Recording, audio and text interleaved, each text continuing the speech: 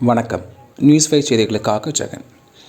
நாமக்கல் மலைக்கோட்டையின் கிழக்கு புறத்தில் கிபி 8ஆம் நூற்றாண்டில் அதியேந்திர குணசீலன் என்ற மன்னரால் கட்டப்பட்ட கொடவரை கோவிலான அரங்கநாதர் கோவில் உள்ளது. இங்கு ஆண்டுதோறும் வைகுண்ட ஏகாதசி விழா வெகு விமர்சையாக கொண்டாடப்படுவது வழக்கம். அதையொட்டி இன்று சொர்க்கவாசல் திறப்பு நிகழ்ச்சி நடைபெற்றது.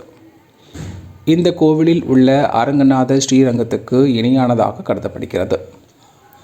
கார்கோடகன் என்ற சிங்கமுகம் கொண்ட ஆதிசேஷன் என்ற பாம்பின் மீது சயன கோலத்தில் அரங்கநாதர் சுவாமி காட்சி அளிக்கிறார். இது போன்ற சிலை வேறு எங்கும் இல்லை என்பது குறிப்பிடத்தக்கது.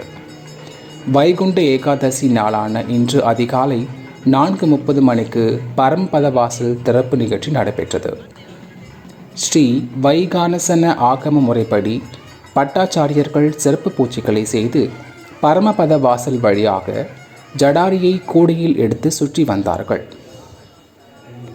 அப்போது கோவிந்தா கோவிந்தா என்ற முழக்கங்களுடன் பக்தர்கள் சுவாமியை வழிபட்டனர். அதிகாலை முதலே பக்தர்கள் நீண்ட வரிசையில் காத்திருந்து சாமி தரிசனம் செய்தனர். நாமக்கல் மட்டுமின்றி மாவட்டத்தின் பல்வேறு பகுதிகளில் இருந்தும் திரளான பக்தர்கள் வரிசையில் காத்திருந்து சுவாமியை தரிசனம் செய்து வருகின்றனர். கோவிலுக்கு வரும் அனைத்து பக்தர்களுக்கும் லட்டு பிரசாதம் வழங்கப்பட்டது. விழா ஏற்பாடுகளை கோவில் உதவி ஆணையர் இளையராஜா மற்றும் அதிகாரிகள் செய்தனர். மாவட்ட கண்காணிப்பாளர் சி. ராஜேஷ் கண்ணன் தலைமையில் விரிவான காவல்துறை பாதுகாப்பு போடப்பட்டுள்ளது.